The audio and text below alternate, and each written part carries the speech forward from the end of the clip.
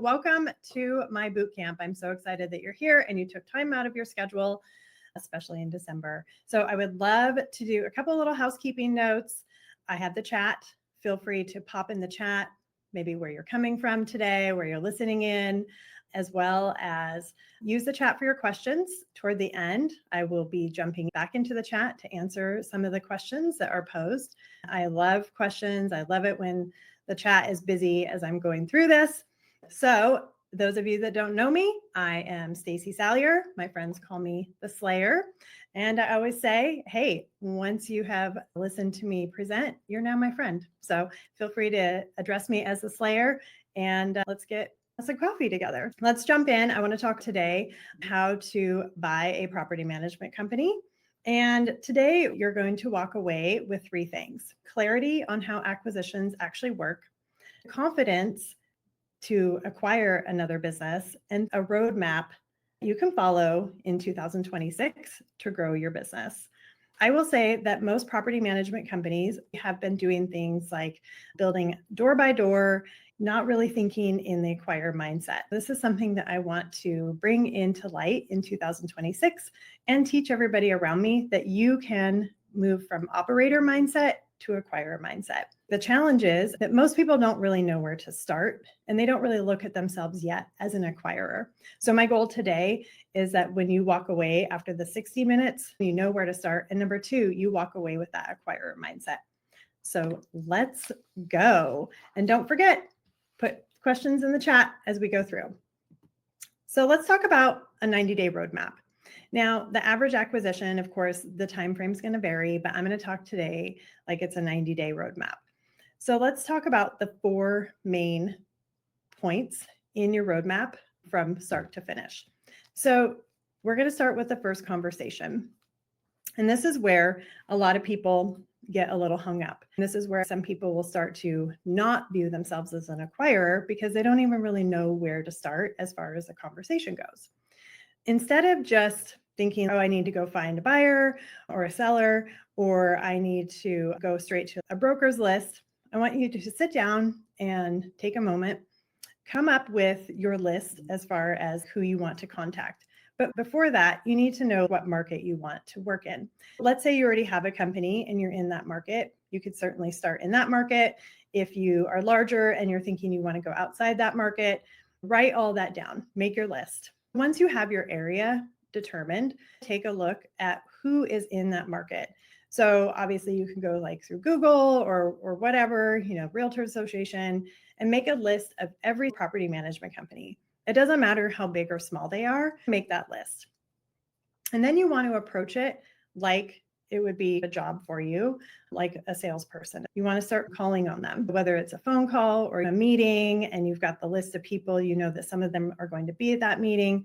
Just open up, have that first conversation. And when you're having those first conversations, remember, this is like the first date. You don't want to go from first date to marriage. So you want to have those easy conversations. And these are some ideas of how you can approach it. You don't want to jump right into pitching yourself as a buyer. Instead, you want to get in to their world and see, is this something that they're even thinking of doing? So let's say they say, yes, I'm kind of thinking about selling or whatever. You want to talk about, or you want to ask, like, why are you open to this conversation? This is going to give you the idea of why are they thinking of even like telling you that they're maybe going to sell? Are they burnt out? Are they getting close to retirement age? Whatever the case may be. If you're on the phone, this is a great time for you to take notes. Let the potential seller talk. This is not a time for you as a buyer to be interjecting a lot of information. You want to just ask a question, be silent, and let them answer. So with that, let's say they're like, yes, I'm thinking of selling. I'm getting old. I don't want to do this forever. All right. So what's your ideal outcome? This answer will give you a really good idea of how you may be able to structure the deal in the future. What's the ideal outcome from them? That's where you want to really listen carefully. Do they want all cash 100% because they just want to ride off into the sunset? Are they more of a boomer business and just want residual income each month because they don't want to be hit with a bunch of taxes, like right when they sell. Listen to what their ideal outcome is. Maybe they're super stressed out and they don't even know. And that's okay too. Take note of like where they are. And then what does success look like for them and their team? So this is a good chance to find out more in detail what their business looks like without you even asking what their business looks like. So if I said to you, what does success look like for you and your team? And then you as the seller are like, oh, I don't have a team. I run everything. I'm managing 200 doors.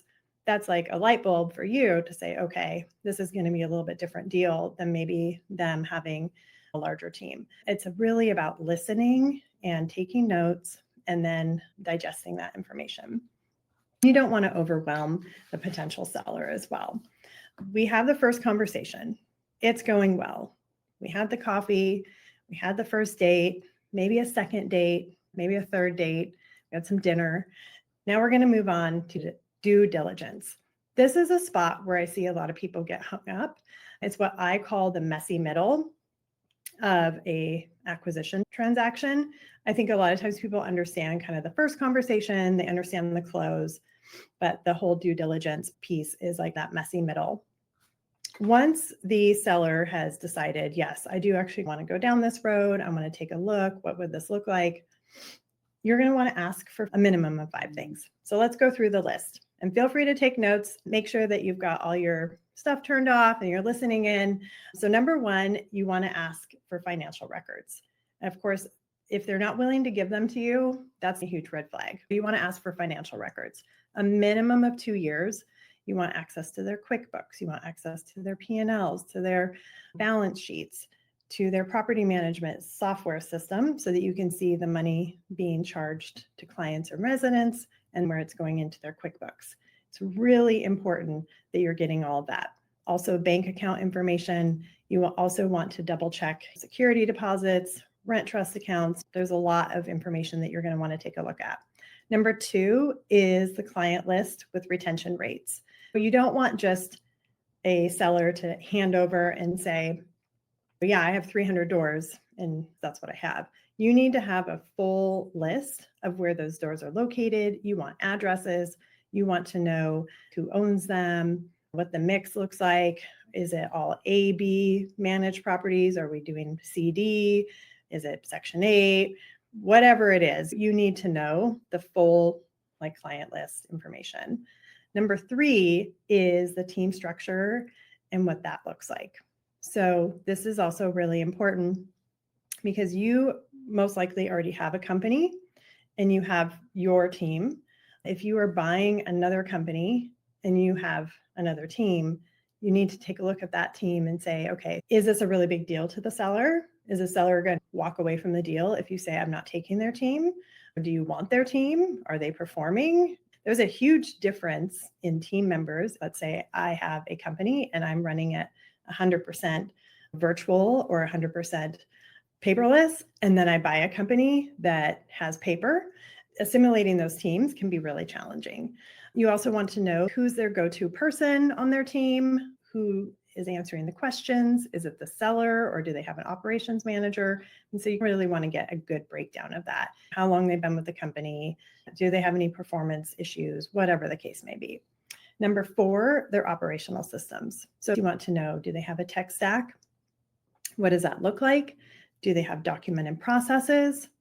Who holds the processes? Is it an actual process system or is it the seller? They're holding it all in their head. So again, it just boils down to finding out all this information. You're like a detective to see if what they have will work for you. People talk about red flags, green flags, and yellow flags. It just goes back to what you specifically are looking for. And then number 5, the actual client contracts. That kind of goes back with the client list. And I highly recommend that you actually read every single contract. That may seem like a lot, but those of us that know property management or have businesses, we know that sometimes we give deals to certain clients. Maybe we have older contracts because we hadn't updated them, whatever the case may be. So it's really important that you read through every contract to make sure you're buying what they say they're selling. So due diligence, I cannot harp on that enough on how incredibly important it is, because the seller is going to say, hey, I am selling XYZ, but it's up to you as the buyer to look under the hood and really be that detective to really see if this is something that's going to work for you and your business. Okay. So we've moved through due diligence. You've looked under the hood. You took it for a test drive, drove by some properties. You understand the team makeup, all the good stuff. So now it's time to structure the deal. This, again, is part of the messy middle. People get a little hung up on this at times, because I think a lot of times people think, oh, I need to have, $1 million in the bank, or I would never qualify to be a buyer. I'm not like one of the big guys. I don't have a fund backing me. And that's okay. You actually don't need that. The really cool thing about buying property management companies is if you're buying the right book of business, it's going to be making you money when you buy it. So you're going to have money. It's not like a different kind of business where you have to hustle for months or sometimes years and then you finally make money. This is a, income producing business that you're buying. So there may be deals that you can structure where you put some money down and the seller finances it. A lot of times the boomer businesses prefer it that way. If you're picking up a boomer business, you may be able to talk with one of our great vendors in the space, and you may be able to do an SBA loan. Sometimes you may want to do a variety of that. You could put some money down, maybe the seller's going to finance some, maybe you do an SBA loan for something. So there's many ways you can structure it. Don't let that piece kill any deal for you, because there's always a way to handle it. So let's say we've done our conversation, we moved to due diligence. We're like, yes, this is green flag. You've structured the deal, and then you move to closing. It's usually what people see on the internet though, like, hey, I just bought a company. This is where you're signing the paperwork, transferring everything over. You have closed and you are ready to assimilate them into your business. So I have more in-depth slides. I want to talk a little bit more about the real questions that you should be asking before you hire a CPA. So again, you're going to have your kind of dream team that you want around you. I brought up some questions that I get asked a lot about what should I be asking before I even hire my dream team. Let's go back to really what we're deep diving into, the due diligence part. So owner dependency. Is the owner still managing, and what's their actual salary? This is important to look at. How dependent is the business on the owner? It could be that it's not very dependent on the owner at all, or it could be that it's completely dependent on the owner. This is really important when you're looking at the relationships between the company you're buying and the client mix. So if the clients are very dependent on the seller, you're going to have a little bit harder time to build those new relationships, depending on, how the seller helps you out with that. This is also a good time to look at the team and how the team is made up. I've done videos in the past where I say that if you have a team of people, like a property management company, and your property managers are not a W-2 actual employee and they're 1099s, that is not great. So you really want to make sure that you're looking at how dependent is everything on the owner of the business, and then also their actual salary. When you're doing your due diligence, you can back out the actual salary of the owner and not factor that into what you're going to have to pay when you have your company. Okay, cash flow clarity, which brings me into that. What are they actually netting? Not what they say, but what the actual numbers show. This is really important, spending time going under the hood of their business and going line by line and asking the questions. Is this vehicle actually company owned, or is this vehicle only being run through the P&L because of tax reasons? The great thing is when you are buying a cash producing business, a lot of times you can back out a lot of the numbers, the expenses that they may have, and then you can make that up when you assimilate them into your company. Hidden expenses. So what are they paying for that you wouldn't? This is usually pretty easy to figure out, but it's really important that you do look at it and you're running kind of a spreadsheet of, what are they paying for? And then what would you not pay for out of that? So if they're running vehicles through, let's say they have a couple family members that they're paying as employees, but you wouldn't be bringing them on, even down to like all their different tech stack. You may not even need their tech stack because you're going to assimilate everything into your company.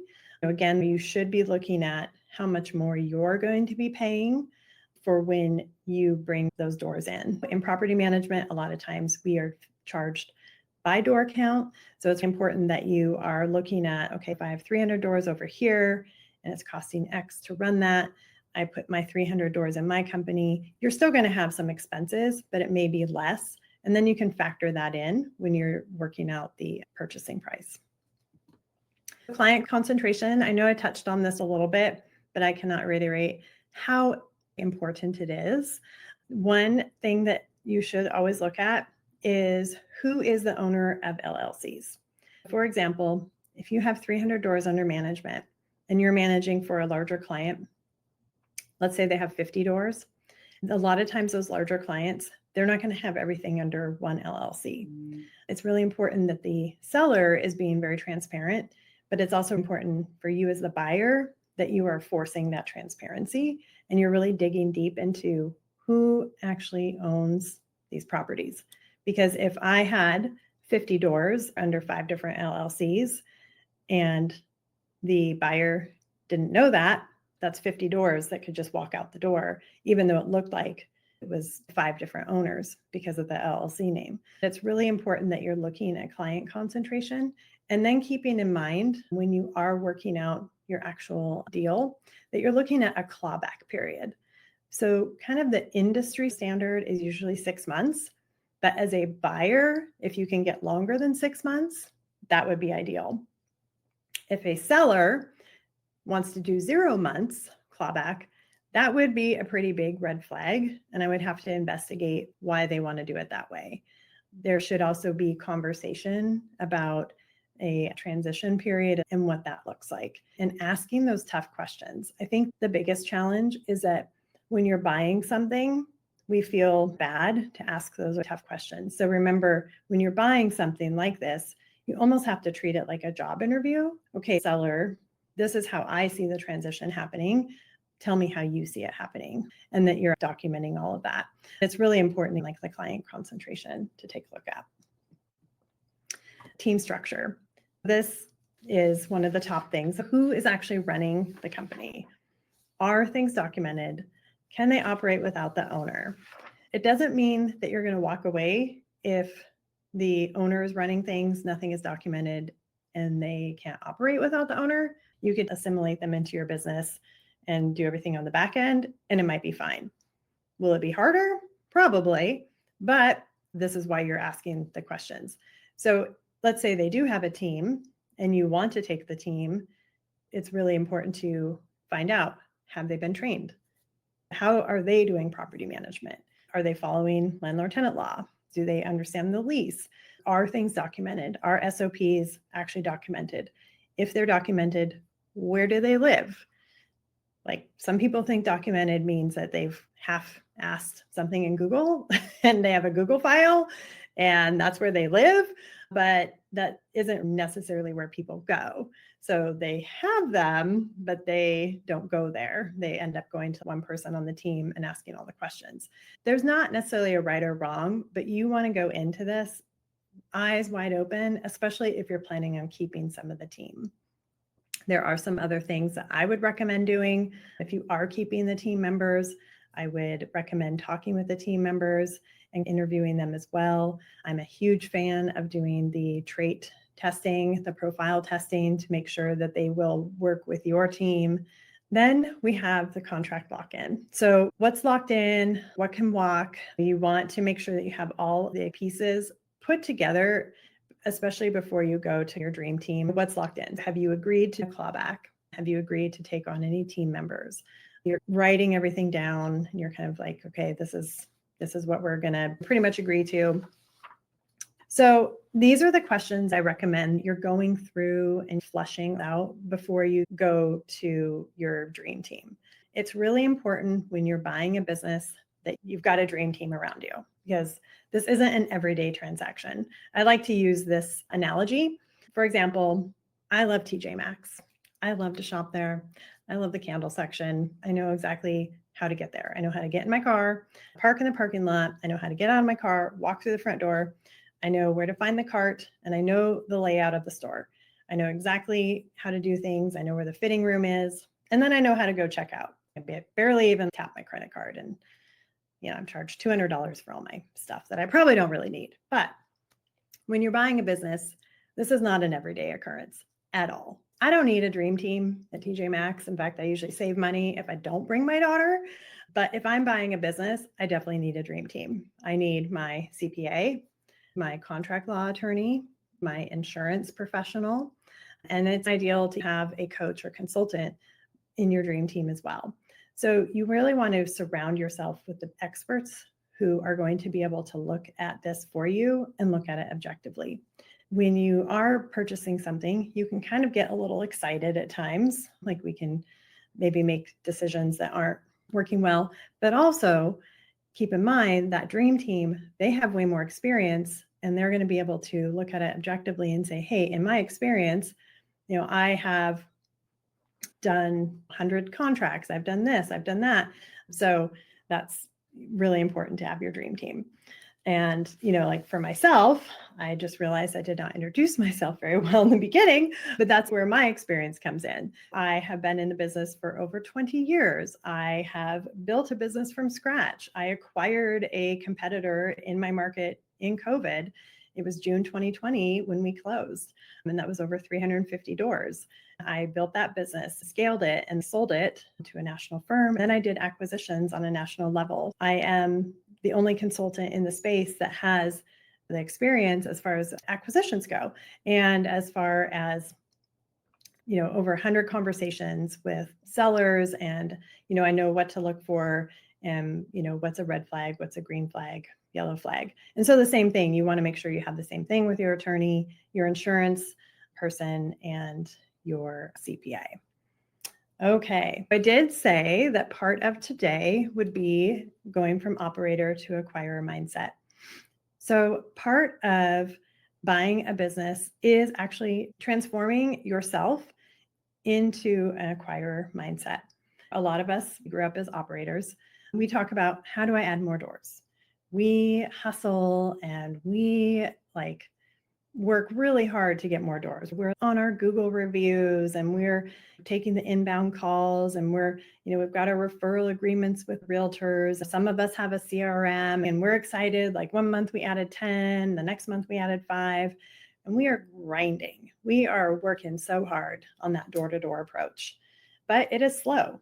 Sometimes it's steady, but it's generally slow growth. And you stay in kind of that operator mindset. You're always looking for constant lead generation. And then you kind of become limited by time and bandwidth. But when we start transforming our mindset to acquirer mindset, we step back and we look and we say, how do I buy growth? How do I buy my time back? Because in operator mode, you are grinding and you're hustling. But in acquirer mindset, you're an acquirer. You buy businesses. You do portfolio acquisition, and it is transformational growth for yourself and your business. You are being strategic about growing your business. When you work on transforming your mindset, then you are also basically just telling people, hey, I buy businesses. It doesn't matter if you've actually bought one yet, but when you transform your mindset into that acquirer, you're like, hey, I buy businesses. This is what I do. And I have these conversations. That is something that I teach and that I'd love to talk about. How do we go from operator to acquirer? And how do we transform not only our business and our community, but how do we transform ourselves so that we can grow ourselves and our business and buy our time back? So now that you've seen the roadmap and you know what to evaluate and you understand the mindset shift from operator to acquirer, here's my question. Do you want to actually build your acquisition strategy with me in Las Vegas? I am doing a one-day intensive in Las Vegas, and I'm super excited because today we went higher level. We talked about a 90-day roadmap, but in Las Vegas, I'm going to be working side by side with 8 people. We're going to go deep into what you want to work on and how you want to transform yourself and your business. And we're going to talk more in depth about your specific market. I'm going to provide scripts that I've used in the past and tools that you would need to change your life and business. Today, as part of my bootcamp, I am offering a bonus. Anybody that purchases today as part of the bootcamp will get a 30-minute call with me before Vegas. You and I will be able to talk for 30 minutes and create your own personal roadmap so that when you walk through that room in Vegas on January 16th, you are ready to go, and we will just jump in and work on what you want to work on. Again, it's January 16th in Las Vegas. It's one day, 10 a.m. to 5 p.m., and I'm offering a private dinner that evening at 6 p.m. I would love to have everybody attend. I only have 7 spots left, so they are limited. The investment is $24.97, and that in itself will transform your mindset and your business and get you where you want to go. Some of the questions I've received, some people are saying, oh, I'm not ready yet. But here's the deal. You don't get ready and then build the strategy. The strategy is what makes you ready. Waiting keeps you stuck and in that operator mindset. Do you want options or just operations? As far as, I don't have the 24/7 right now. I do want to talk about ROI, right? So I have done acquisitions hundreds times over, but a 100-door acquisition would be, 150 to 200K annual revenue at 25% margin. You're definitely profiting 15 to 20 times in 1 year what one day would cost you as far as like transforming yourself and your business. How can you do a cheat code to get where you want to go? We all have door goals. If you want to add 150 doors, you can keep grinding 2 or 3, maybe 10 at a time, but you could also learn the cheat code and transform your mindset so that you can jump right in. One day in Vegas, the cool thing about Vegas is that you can fly in, you can attend my one-day intensive, and then you could even go home that evening. Or you can make it a long weekend. Maybe you do something fun that weekend.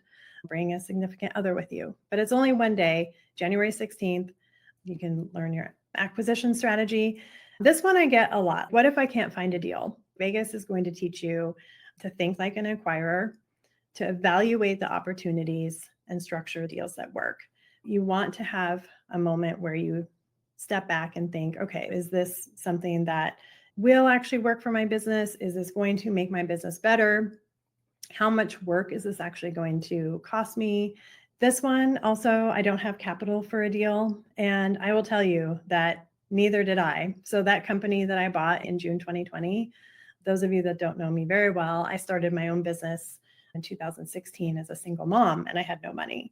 I just started it, bootstrapped it 100%.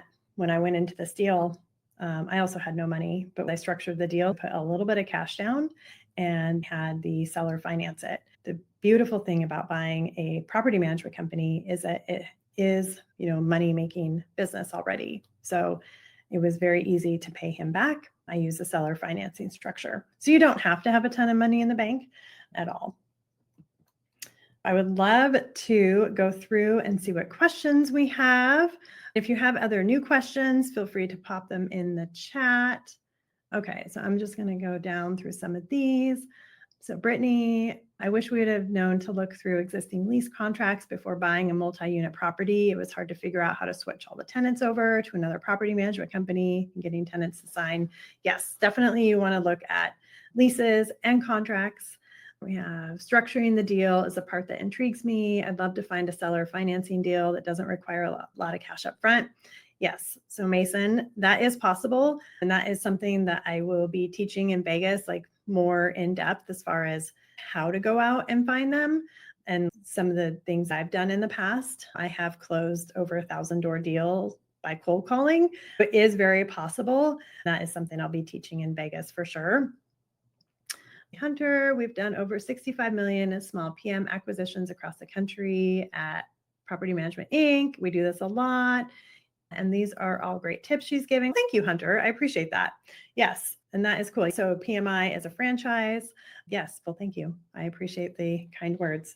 And let's see, Brittany, I'm interested, but I don't have specific target company yet. Should I wait or is it still helpful? Oh, so yes, Brittany, for Vegas, it's definitely still helpful to come. It kind of goes back to that question that I reviewed.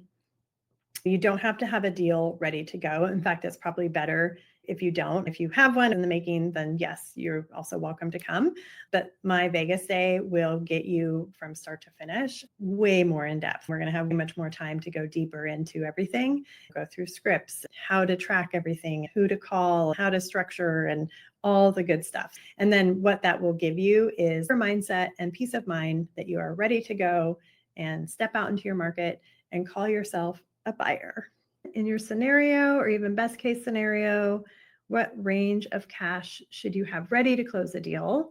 Are you talking 10 to 20K or 50 to 100K?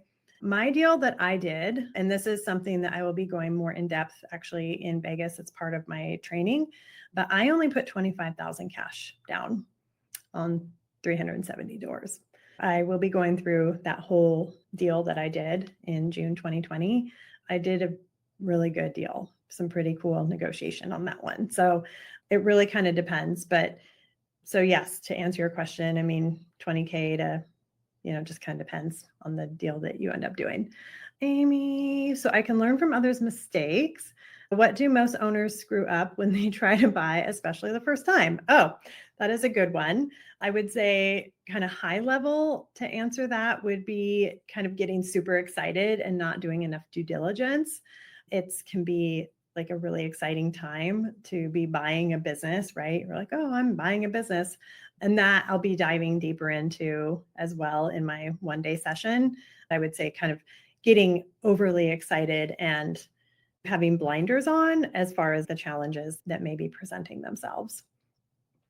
What should I have ready to be prepared for your event? So when you come, you basically just need to show up. I'm going to have everything for you. I'm going to have a nice notebook that's going to have everything for the day.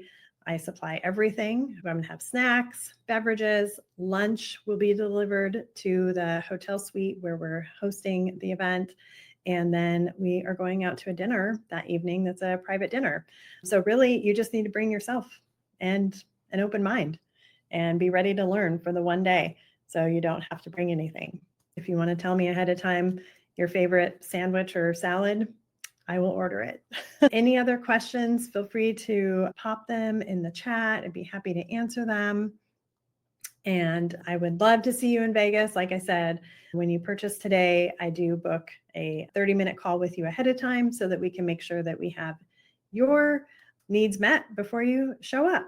So, and I do want to thank you again for taking time out of your day, especially in December. I very much appreciate all of you and being part of my community. Thank you again for coming. And another question. What is our one big takeaway we'll have at Vegas? I would say one big takeaway would be moving into that investor mindset and really feeling confident that you could go out into your market and buy one of your competitors. All right. Thank you again for coming. You will get an email with the replay and the link to our Vegas day. We have a QR code here if you want to scan it now so that you can purchase and show up. You just have to show up January 16th and all the details will be sent to you. I really look forward to working with people in person. It's near and dear to my heart. Thank you so much for coming today. Have a great rest of your week. Take care.